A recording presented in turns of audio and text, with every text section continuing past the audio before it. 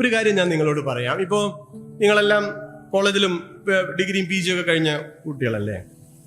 നമുക്ക് സ്വതവേ സ്കൂളിലൊക്കെ പഠിപ്പിക്കുമ്പോൾ പലപ്പോഴും കുട്ടികൾ പറയും, നിങ്ങൾ മാത്സ് BEd കാരില്ലേ ഇല്ലേ?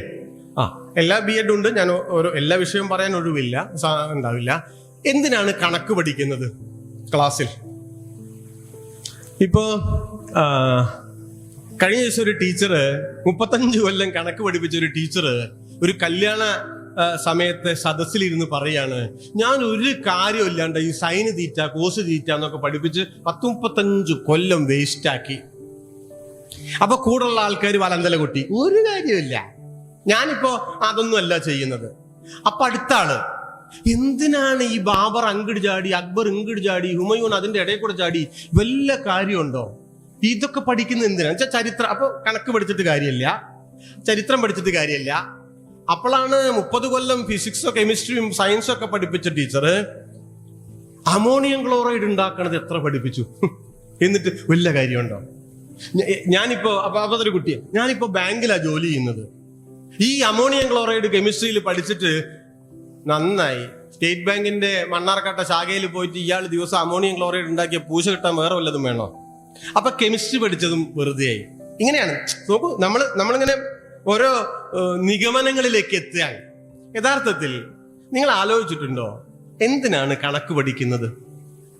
എനിക്കറിയില്ല കേട്ടോ, ഏതെങ്കിലും ഒരു കണക്ക് ടീച്ചർ അതിന്റെ ഒരു കാര്യം ഈ കുട്ടികളോട് പറഞ്ഞാൽ കുട്ടികൾക്ക് ഈ കണക്ക് ഇത്ര ബോറാവും. കണക്ക് ഭയങ്കര പേടിയാണല്ലോ പൊതുവെ, എല്ലാവർക്കും അല്ല, ഒരുപാട് ആളുകൾക്ക് കുട്ടികൾക്ക് കണക്ക് ഭയങ്കര പേടിയാണ്. വളരെ സിമ്പിൾ ആണെന്നേ. ഒരു ലക്ഷ്യം നമ്മൾ മനസ്സിലാക്കിയാൽ അതിലേക്ക് എത്തല് ബുദ്ധിമുട്ടില്ല. എന്താ പ്രശ്നത്താൽ ആ ലക്ഷ്യം എന്താണ്, അതിന്റെ ഒരു മെത്തേഡ് എന്താണ് എന്ന് അറിയാണ്ട് തന്നെ നമ്മൾ ഈ കാര്യം കൈകാര്യം ചെയ്യുമ്പോൾ അത് വളരെ കോംപ്ലിക്കേറ്റഡ് ആവും. എന്തിനാ കണക്ക് പഠിക്കണത്? നമുക്ക് ആളുകൾ കരുതുന്നത് പോലെ അല്ല കേട്ടോ. സങ്കീർണമായിട്ടുള്ളൊരു കാര്യം, മനസ്സിലാവാത്തൊരു കാര്യം നിങ്ങൾ കണക്കിലേക്ക് ട്രാൻസ്ലേറ്റ് ചെയ്താൽ നിങ്ങൾക്ക് മനസ്സിലാവും.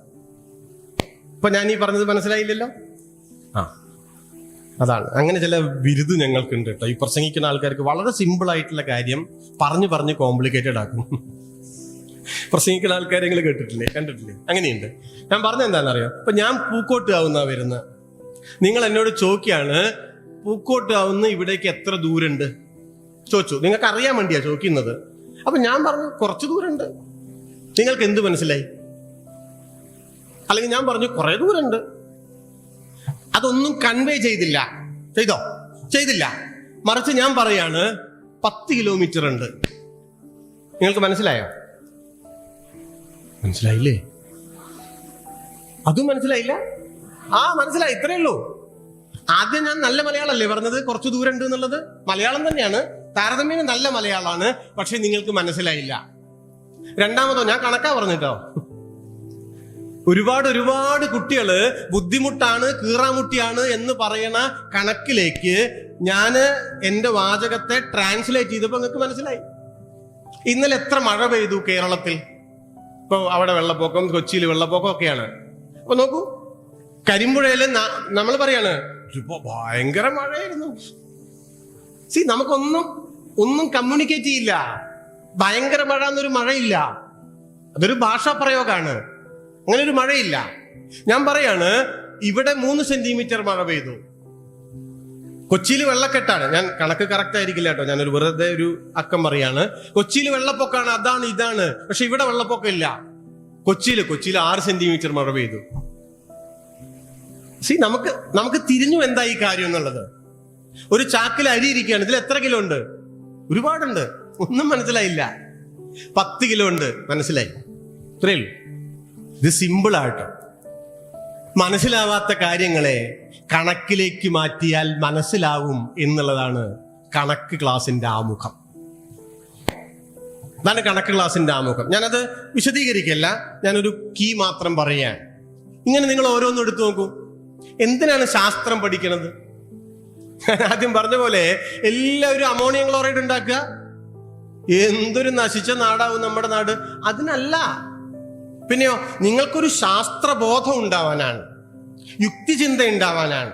അപ്പൊ നോക്കൂ, നമ്മുടെ കയ്യിൽ ഒരു കയറിൽ ഇങ്ങനെ കുടുക്കിട്ടിട്ട് ഇങ്ങനെ തന്നു.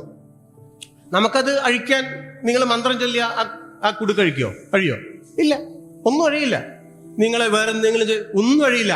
നമ്മൾ അതിങ്ങനെ നോക്കി ഈ കയറ് എവിടെ പോയി നോക്കാം, അങ്ങോട്ട് നോക്കി ഇങ്ങോട്ട് നോക്കി കറക്റ്റ് അഴിച്ചാൽ അത് അഴിയും. ജീവിതത്തിന്റെ കുടുക്കുകളും അങ്ങനെ തന്നെയാണ്. നിങ്ങളൊരു കുടുക്കിൽ പെട്ടാല് അതിനെ യുക്തിസഹമായി നേരിട്ട് ഇത് അഴിക്കാനുള്ള മാർഗം എന്താണ് എന്ന യുക്തിയുടെ ശാസ്ത്രാവബോധത്തിന്റെ ഒരു വെളിച്ചം ഉണ്ടാവാനാണ് സയൻസ് പഠിക്കണത്. നിങ്ങൾ അതിൽ സ്പെഷ്യലൈസ് ചെയ്യുകയാണെന്ന് വെച്ചാൽ അത് വേറൊരു കാര്യമാണ്. എന്തിനാ ചരിത്രം പഠിക്കണത്? ചരിത്രം പഠിക്കണത് ഈ പറഞ്ഞില്ലേ, ഇതിങ്ങനെ കാണാപ്പാടും ഇവർ ജനിച്ച വർഷം, ആ യുദ്ധം ഈ യുദ്ധം. നമ്മുടെ വിചാരം ചരിത്രം എന്ന് പറയുന്നത് രാജാക്കന്മാരുടെ എന്തോ വീരസ്യങ്ങളുടെ ഒരു കഥയാണ് എന്നാണ്. അല്ല, അങ്ങനെയല്ല. എന്തിനാ ചരിത്രം പഠിക്കണത്? ഞാനൊരു ഒരു ഒരു കുഞ്ഞു ഉദാഹരണങ്ങളോട് പറയാം. 3 ലക്ഷം വർഷങ്ങൾക്ക് മുമ്പ് ആഫ്രിക്കയിൽ ഉണ്ടായതാണ് ആധുനിക മനുഷ്യർ. നമ്മൾ ഇന്ന് ഹോമോസാപ്പിയൻ എന്ന് വിളിക്കുന്ന ഈ മനുഷ്യര് 3 ലക്ഷം വർഷങ്ങൾക്ക് മുമ്പ് ആഫ്രിക്കയിൽ ഉണ്ടായതാണ്. അവര് ഇന്ത്യയിൽ വന്നതിന്റെ കഥ ഞാൻ പിന്നെ പറയാം. ഞാൻ ഈ ഒരു എന്തിനാണ് ചരിത്രം പഠിക്കുന്നത്, സാമൂഹ്യ പാഠം പഠിക്കണം എന്നുള്ള ആ പർട്ടിക്കുലർ വിഷയത്തെ പറ്റി പറയാണ്. അവർ അമേരിക്കയിൽ വന്നത് 16,000 കൊല്ലം മുമ്പാണ്. മനസ്സിലാക്കണം കേട്ടോ. 16,000 കൊല്ലം മുമ്പ് മാത്രമേ അവർ അമേരിക്കയിൽ വന്നിട്ടുള്ളൂ. അങ്ങനെ വന്നിട്ടോ ഇന്നത്തെ അമേരിക്കയില് നിങ്ങൾ ഈ മാപ്പൊക്കെ നോക്കിയാൽ അറിയാം, അലാസ്ക എന്ന് പറയുന്ന സ്ഥലമുണ്ട്. അലാസ്ക. ഈ അലാസ്കയിൽ അമേരിക്കയുടെ തെക്കേ മുനമ്പിലേക്ക് എത്താൻ 21,000 കിലോമീറ്റർ ദൂരമുണ്ട്. എത്ര? 21,000. ഈ ദൂരം സഞ്ചരിക്കാൻ അന്നത്തെ മനുഷ്യരെടുത്തിട്ടുള്ള സമയം 2000 വർഷം. ഞാൻ പറഞ്ഞ് കണക്റ്റ് ആയോ? 16,000 കൊല്ലം മുമ്പ് 21,000 കിലോമീറ്റർ ദൂരം യാത്ര ചെയ്യാൻ നമ്മുടെ പൂർവികരെടുത്ത കാലം 2000 വർഷമാണ്. 16,000 കൊല്ലം മുമ്പ് മാത്രം കേട്ടോ, ലക്ഷമല്ല, വെറും 16,000. നിങ്ങൾ നോക്കി നോക്കൂ അവിടുന്ന് ഇങ്ങോട്ടുള്ള മനുഷ്യവംശത്തിന്റെ ഒരു പുരോഗതി. ഇന്ന് നമ്മൾ സ്പേസിൽ പോയി, ചന്ദ്രനിൽ പോയി, ചൊവ്വയിലേക്ക് മനുഷ്യൻ പോയിട്ടില്ലെങ്കിൽ നമ്മൾ പേടകത്തിനെ അയച്ചു. ഇപ്പൊ മൂൺ ടു മാർസ് എന്ന് പറഞ്ഞിട്ടൊരു പദ്ധതി യൂറോപ്യൻ യൂണിയനും നാസയും കൂടിയും പ്ലാൻ ചെയ്തുകൊണ്ടിരിക്കുകയാണ്. Moon to Mars. ചന്ദ്രനിൽ പോയിട്ട് അവിടെ ലാൻഡ് ചെയ്തിട്ട് അവിടെ ഒരു താവളം ഉണ്ടാക്കിയിട്ട് അവിടുന്ന് ചൊവ്വയിലേക്ക് പോകാനുള്ള പരിപാടി. ആ കാലം വരികയാണ്.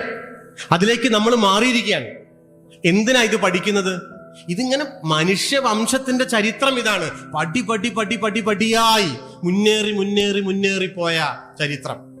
നമ്മൾ ഇന്നലെ എന്തായിരുന്നു ഒന്ന് മനസ്സിലാക്കാൻ വേണ്ടിയിട്ടാണ്. ആ ഒരു അവബോധം ഉണ്ടാക്കാനാണ്. എന്തിന്? നാളേക്കൊരു കുതിക്കാൻ.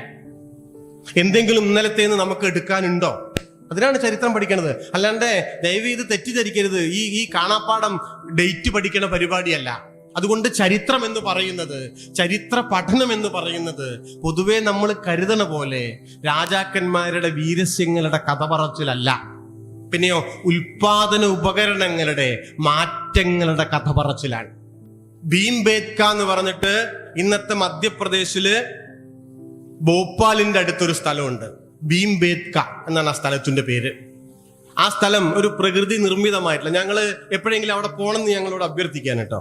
അത് പ്രകൃതിദത്തമായിട്ടുള്ള കുന്നുകള്, ഗുഹകള്, പാറകള് ഒക്കെ ആയിട്ടുള്ള ഒരു സ്ഥലമാണ്. എന്താണ് ആ സ്ഥലത്തിന്റെ പ്രത്യേകത? ആ സ്ഥലത്തെ പാറക്കെട്ടുകളിൽ നിന്ന് 1,00,000 വർഷങ്ങൾക്ക് മുമ്പ് അന്നത്തെ മനുഷ്യര് ആദിമ മനുഷ്യര് അവരുടെ പ്രാകൃതമായ കല്ലായുധങ്ങൾ കൊണ്ട് ഈ പാറയിൽ വരച്ചിട്ടുള്ള ചിത്രങ്ങളുണ്ട്. 1,00,000 വർഷം മുമ്പേ അവിടെ മനുഷ്യരുണ്ടായിരുന്നു. അവർക്ക് ഈ പാറയുടെ മുകളിൽ നോക്കിയാല് ശത്രുവാണോ മിത്രാണോ വരുന്നത് എന്ന് കാണാൻ പറ്റുമായിരുന്നു. അതുകൊണ്ട് ആ സ്ഥലം തിരഞ്ഞെടുത്താന്നാ പറയുന്നത്. 10,000 വർഷങ്ങൾ ആ മനുഷ്യരവിടെ ജീവിച്ചിട്ടുണ്ടാവും. നോക്കൂ, 1,00,000 വർഷം മുമ്പേ ആ പാറയിൽ കൊത്താൻ ഉണ്ടാക്കിയിട്ടുള്ള ആയുധങ്ങളിൽ നിന്ന് 2024 മനുഷ്യന്റെ പണിയായുധങ്ങൾ എങ്ങനെ മാറി? 50 കൊല്ലം മുമ്പ് ഉണ്ടായിരുന്നതിൽ നിന്ന് നമ്മുടെ ആയുധങ്ങൾ എങ്ങനെ മാറി? 10-25 കൊല്ലം മുമ്പേ വിശറി കൊണ്ട് മാത്രം പിന്നെ കാറ്റ് ലഭിച്ചിരുന്ന നമ്മള് ഫാനിലേക്കും പിന്നീട് AC-യിലേക്കും എങ്ങനെ മാറി? നമ്മുടെ ആയുധങ്ങൾ മാറുകയാണ്. ചരിത്രം ആയുധങ്ങളുടെ മാറ്റത്തിന്റെ കഥയാണ്. ചരിത്രം രാജാവിന്റെ വീരസ്യങ്ങളുടെ കഥയല്ല. ഈ കാര്യം മനസ്സിലാക്കാനാണ് വാസ്തവത്തിൽ 8ാം ക്ലാസ് പാഠപുസ്തകത്തില് ചരിത്രം ഉൾപ്പെടുത്തിയിട്ടുള്ളത്. അത് മനസ്സിലായിട്ടില്ലെങ്കിൽ നേരത്തെ പറഞ്ഞ പോലെ മുഗളന്മാരുടെ പേര് നമ്മൾ ഇങ്ങനെ കാണാപ്പാഠം പഠിക്കും.